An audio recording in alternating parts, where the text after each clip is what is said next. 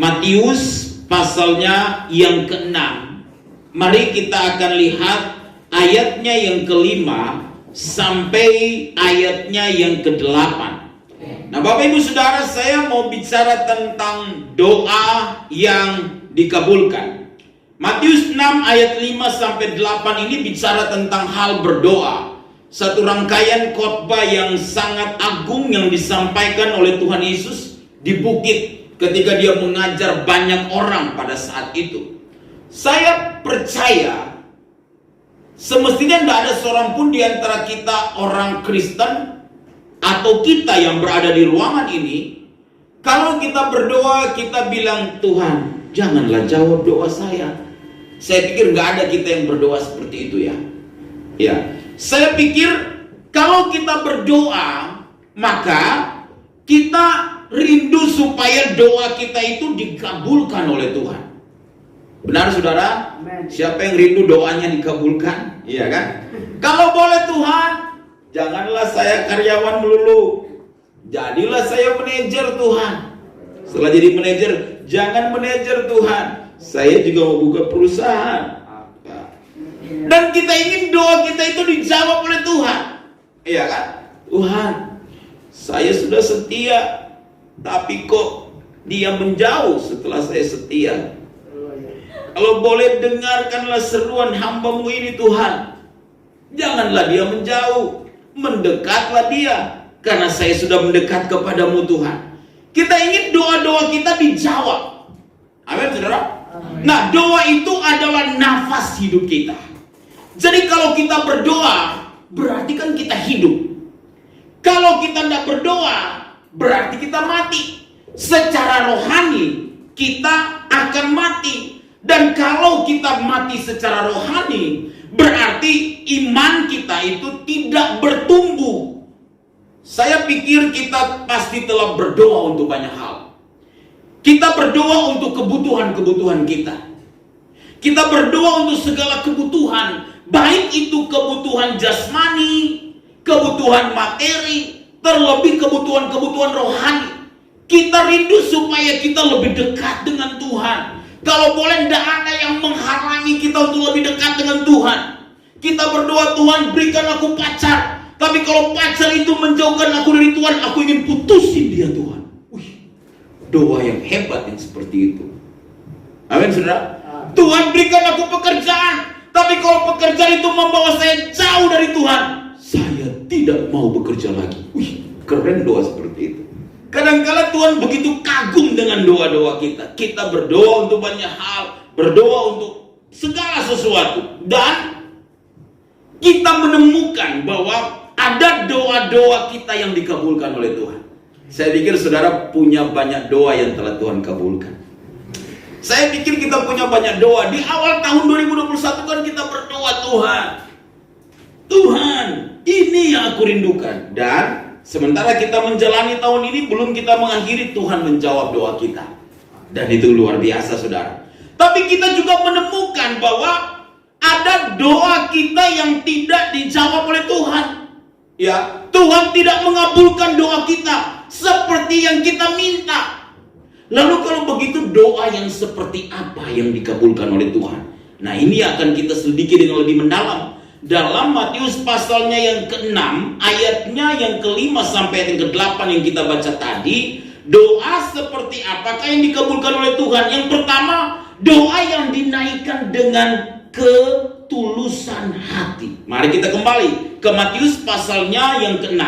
Kita lihat ayat yang ke-5 dan ayatnya yang ke-6. Ayat 5 dan ayat 6 berkata kepada kita demikian. Dan apabila kamu berdoa, janganlah berdoa seperti orang apa? Munafik. Mereka suka mengucapkan doanya dengan berdiri dalam rumah-rumah ibadat dan pada tikungan-tikungan jalan raya, supaya mereka dilihat orang. Aku berkata kepadamu, sesungguhnya mereka sudah mendapat upahnya. Tetapi jika engkau berdoa, masuklah ke dalam kamarmu, tutuplah pintu, dan berdoalah kepada Bapamu yang ada di tempat tersembunyi. Maka Bapamu yang melihat yang tersembunyi akan membalasnya kepadamu. Doa yang dikabulkan oleh Tuhan adalah doa yang lahir dari sebuah ketulusan hati. sikap hati kita, motivasi kita dalam berdoa, itu akan mempengaruhi tangan Tuhan untuk terulur dalam hidup kita sekalian. Saudara lihat ya, kata Alkitab, kalau berdoa tuh jangan seperti orang munafik. Banyak orang berdoa, tapi dengan motivasi yang salah. Ini persoalannya. Doa yang dikabulkan Tuhan kalau kita berdoa dengan hati yang tulus loh saudara. Kata kita, masuklah ke kamar, tutuplah pintu. Ya kan? Kalau seorang istri berdoa, awalnya dia doa pelan. Setelah suaminya masuk, dia doa lebih kencang. Tuhan, mau Natal nih, belum ada baju baru. Ini doa yang diperdengarkan pada suami yang pas masuk nih. Kali dia berdoa komat kami dalam hati, tapi dia tahu ada suaminya masuk. Tuhan, berikanlah baju baru di Natal ini. Itu doa supaya didengar oleh orang. Doa itu kan persoalan relationship kita dengan Tuhan. Ya, karena itu kata kita masuk kamar itu bicara apa? Ya berarti bicara hanya hubungan kita dengan Tuhan. Tuhan kan mengenal hati kita. Dia tahu juga kebutuhan kita. Tapi kalau kita memberikan doa dengan hati yang tulus, maka saya percaya kata kita Tuhan membalaskan itu kepada kita. Perhatikan Bapak Ibu di dalam ayat 6 bagian B di sini dikatakan begini. Bagian akhir, ayat 6 bagian akhir. Maka Bapamu yang melihat yang tersembunyi akan membalasnya kepadamu. Ya. Jadi bukan doa yang dinaikkan supaya orang mendengar, ya, lalu kelihatan supaya kita itu orang hebat dengan doa-doa yang kita naikkan kepada Tuhan. Bukan seperti itu Bapak Ibu Saudara. Tetapi bagaimana kita membangun sebuah relasi kita dengan Tuhan secara pribadi. Ya, kata kita berada dalam satu ruangan, kita berseru kepada Bapa yang tersembunyi, maka Bapa yang tersembunyi akan menjawab doa-doa kita di tempat yang tersembunyi, kata Alkitab. Melihat maksudnya kita berdoa dalam kekusukan kita sendiri, lalu naikkan doa kita. Kadang-kadang tidak ada suara yang keluar, kita hanya mungkin komat kami sambil mungkin air mata berlinang, dan Tuhan tahu setiap pergumulan kita. Maka Bapa yang melihat yang tersembunyi, kata Alkitab, akan membalasnya kepadamu.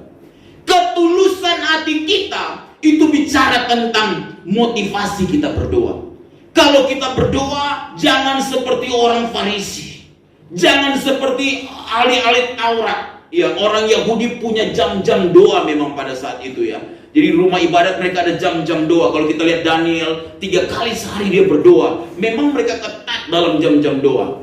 Tapi kalau itu tujuannya supaya orang hanya melihat, kayaknya dia rohani. Itu jadi masalah dalam hidup kita. Alkitab mengajarkan tulus saja. Masuk ke kamar, tutup pintu, karena doa menyangkut hubungan kita dengan Tuhan. Berdoalah dalam keheningan di hadapan Bapa, karena dia mengenal setiap persoalan dan kebutuhan kita. Doa yang dikabulkan yang lahir dari hati yang tulus. Yang kedua, kalau begitu seperti apakah doa yang dikabulkan itu? Nah, doa yang dikabulkan itu adalah doa yang dinaikkan dalam pengenalan Allah yang benar. Saudara lihat ayat 7 ya.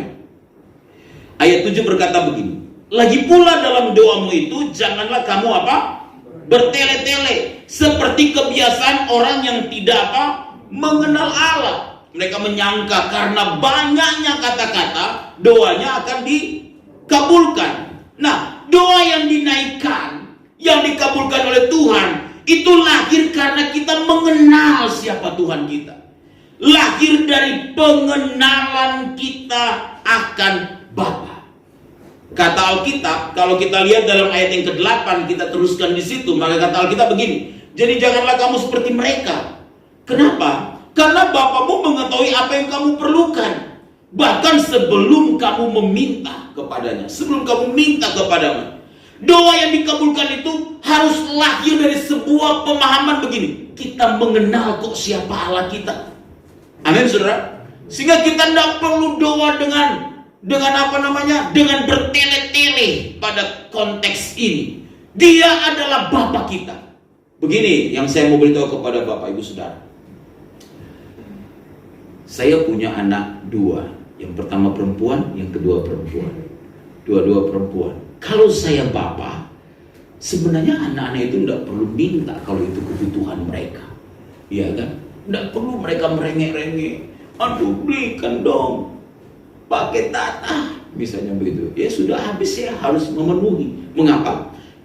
Karena saya orang tuanya, saya bapaknya. Jadi saya bertanggung jawab untuk memenuhi kebutuhan anak-anak. Benar saudara? Kalau dia butuh susu, kalau masih anak kecil seperti putrinya Pak Cuit kan, iya kan? Nggak mungkin Pak Cuit bilang, kita tangga aja sebelah, ambil susu di situ. Tahu di mana wajah kita? Bukan muka, wajah. Karena muka itu di depan. Tahu di mana wajah kita kan? Sebagai papanya. Mereka bilang, papa nggak tanggung jawab. Jadi sebagai papa, sebagai bapak, ya udah kewajiban kita untuk apa? Memenuhi kebutuhan anak-anak. Kita nih anak loh saudara. Allah itu kita panggil dengan dia Father, Bapa. Waktu kita percaya, kita menjadi anaknya, sehingga kita berhak memanggil dia ya Aba, ya Bapa. Dalam relasi kita sebagai anak dan Allah kita adalah Bapa, maka kita berkata, mintalah maka kamu akan diberi, carilah maka kamu akan mendapat, ketoklah maka pintu akan dibukakan bagi kamu. Karena setiap orang yang minta roti tidak mungkin diberikan batu, yang minta ikan tidak mungkin diberikan ular, kata Alkitab. Bapa yang baik tahu pemberian yang terbaik bagi anak-anaknya. Kita mengenal Allah dengan benar dengan cara yang seperti itu. Nah, karena itu doa yang lahir dari sebuah pengenalan akan Allah yang benar adalah doa yang betul-betul percaya bahwa Allah pasti menjawab doanya. Amin saudara. Sehingga nggak perlu doa, kata kita, janganlah berdoa bertele-tele seperti orang yang tidak mengenal Allah. Apa itu doa yang bertele-tele? Bertele-tele itu tidak sama dengan pengulangan kata-kata, tidak sama. Bertele-tele juga tidak sama dengan doa yang kata Alkitab diajarkan Tuhan itu berdoalah dengan tidak jemu-jemu. Itu tidak sama. Bertele-tele juga tidak sama dengan berdoa yang lama, 1 jam, 2 jam. Karena Yesus juga berdoa semalam-malaman. Dia berdoa lama. Nah, bertele-tele itu dari teks aslinya itu batalogeo, itu dihubungkan dengan begini. Pemahaman dalam berdoa yang orang Yahudi pada saat itu memahami begini. Semakin banyak kata yang diucapkan, maka doa itu dikabulkan.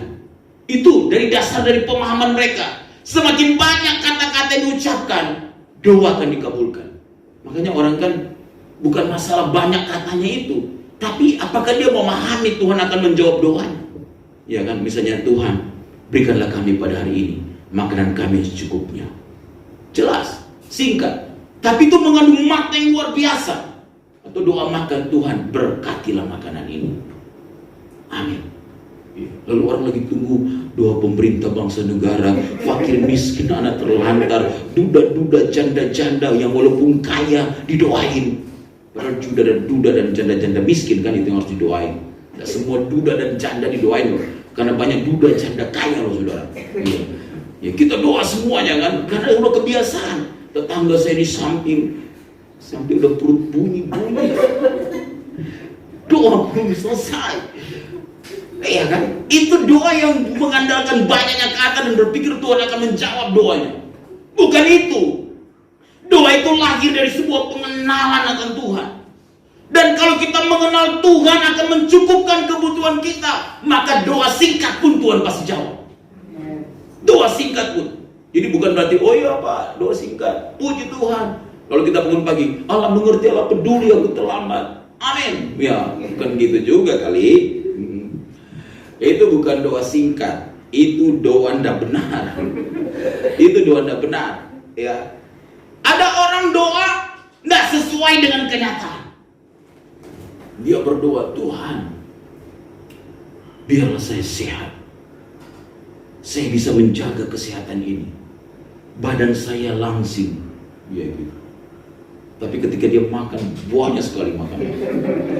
Ya, lalu dia bungkus juga bawa pulang. Lalu dia taruh di kulkas kue tart itu. Seminggu nggak habis-habis. Dia makan. Kira-kira begitu. Lalu kan dia kegemukan, dia berkata, Tuhan tolong, saya ingin supaya lebih langsing. Lalu dia olahraga kan? Wah, siang-siang dia olahraga dengan harapan supaya sehat dan langsing. Ya, kira-kira begitu ya. Lalu dia pakai jaket supaya berkeringat. Pulang ke rumah dia makan juga 3 piring. Itu doa tidak sesuai dengan kenyataan. Ya. Padahal di tetangga kita ada yang butuh misalnya begitu. Lalu kita habiskan untuk diri kita sendiri. Jadi ini bukan persoalan bagaimana kita mengucapkan kata yang indah, kata yang enak didengar, atau kata yang banyak yang kita ucapkan. Tapi lebih karena kita mengenal Tuhan kita. Jadi doa yang dikabulkan itu lahir karena kita kenal Tuhan kita seperti apa. Kita tahu kalau kita berdoa dalam kondisi-kondisi yang sulit dan itu terdesak, kita berdoa dalam nama Yesus tolong, Dia juga tolong kita, saudara. Saudara tahu betapa berkuasanya doa itu karena kita mengenal Allah kita. Bukan dengan doa yang banyak. Itu maksudnya kata kita jangan berdoa bertele-tele seperti orang yang tidak mengenal Allah. Karena itu doa yang dikabulkan lahir dari pengenalan kita akan Allah. Yang ketiga, doa yang dikabulkan adalah doa yang dinaikkan dengan keyakinan iman. Kita kembali lihat ayatnya yang ke-8 ini ya. Alkitab berkata begini. Jadi janganlah kamu seperti mereka, karena Bapamu mengetahui apa yang kamu perlukan sebelum kamu minta kepadanya. Ya, saudara tahu kalau ayat 7 tadi berkatakan mereka menyangka yang berdoa panjang ini bertele-tele bahwa dengan banyak kata doa akan dikabulkan. Tapi sebenarnya Bapa itu mengetahui keperluan kita. Persoalannya adalah apakah kita meyakini bahwa Dia akan menjawab doa-doa kita. Karena persoalannya kan ketika kita berdoa dan menyerahkan beban kita kepada Tuhan, katakanlah ini adalah beban kita kepada Tuhan. Lalu kemudian saya berkata, Tuhan ini bebanku, saya serahkan kepadamu. Ketika amin, saya ambil lagi. Lalu saya pikul lagi. Itulah yang terjadi kepada banyak orang. Yang terjadi kepada banyak orang Kristen ketika mereka berdoa. Mereka berkata, aku menyerahkan pergumulanku ini kepada Tuhan. Waktu dia amin, dia tetap mikirin pergumulannya. Dia tetap pikul beban dia. Itu masalahnya. Itu menunjukkan bahwa kita tidak meyakini doa yang kita naikkan kepada Tuhan, bahwa Tuhan telah mengambil itu sebagai tanggung jawab. Karena Dia adalah Bapa kita. Bapa mengetahui segala yang kita perlukan, kata Alkitab, bahkan sebelum kita memintanya. Kata Alkitab, Elia itu manusia biasa, sama seperti saya dan saudara. Tapi dia telah sungguh-sungguh berdoa supaya hujan tidak turun selama 3 tahun 6 bulan dalam Yakobus 5 ayat 17 dan 18. Maka Tuhan menjawab doanya. Doa yang lahir dari sebuah keyakinan iman adalah doa yang dinaikkan dengan kesungguhan hati di hadapan Tuhan. Mari kita banyak berdoa, tapi lebih dari itu semua, kita sungguh-sungguh berdoa dan mengimani bahwa doa yang kita naikkan kepada Tuhan, Tuhan menjawabnya.